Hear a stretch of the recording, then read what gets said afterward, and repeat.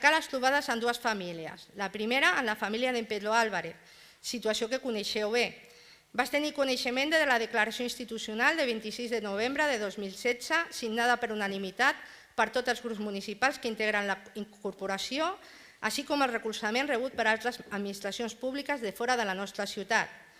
Aquesta sindicatura va tenir coneixement que es va tractar a la comissió de nomenclàtor de la ciutat la possibilitat de canviar el nom de la plaça Granada pel nom de la plaça d'en Pedro Álvarez, però ens sap greu perquè finalment es va desestimar. La segona trobada va ser en la família de Lewis, un jove de l'Hospitalet que es va suïcidar a la presó de Cans Brians quan es trobava en presó preventiva i setmanes després va ser absolt. La família em va fer arribar les dificultats institucionals en les que es troben per poder obtenir tota la informació sobre el que va passar. Em va sol·licitar la intermediació per poder trobar-se amb l'alcaldessa, trobada que ja han realitzat, i sol·licitar la posada en marxa a la ciutat d'un projecte d'acompanyament per famílies que es troben en aquesta situació o similar, de forma que se les pugui assessorar i acompanyar en totes aquelles gestions que s'hagin de dur a terme.